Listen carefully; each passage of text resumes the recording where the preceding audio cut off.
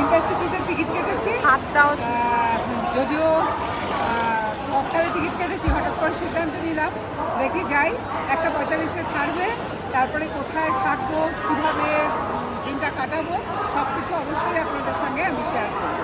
দেখতে থাকুন আমার ভিডিও এবং এই চ্যানেলটি।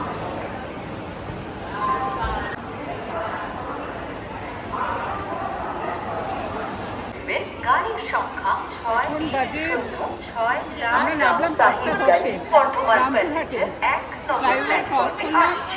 এইবার এখান থেকে একটা অটো ধরবো, ধরে চলে যাবো মন্দির চত্বরে। দেখি আমি যে যাই, হোটেল ভালো লাগে সেই এন্ট্রি করবো।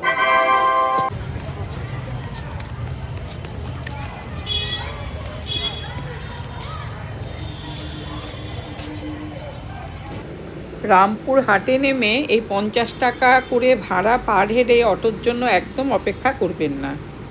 তার থেকে নেমে একটু সামনের দিকে এগিয়ে যাবেন।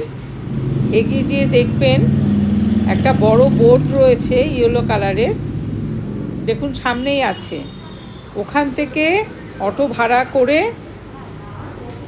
একদম তারা মায়ের যে মন্দির সেখানটায় পৌঁছে যাবেন। কেননা এখানে কখন প্যাসেঞ্জার হবে, তবে অটো ছাড়বে, ভীষণ অসুবিধা। বুঝতে পারিনি, অনেকক্ষণ অটোর ভেতরেই কিন্তু বসেছিলাম। তারপরে দেখছি না, অটো পরে ট্রেন আসবে, তারপরে ছাড়বে, অনেক সময়ের ব্যাপার। সেটা বুঝতে পেরে কিন্তু নেমে যাই। নেমে আমরা নিজেরাই কিন্তু একটা অটো ধরে নেই, আর সেই অটোতে করেই কিন্তু আমরা মন্দিরের সামনে যেয়ে নামবো।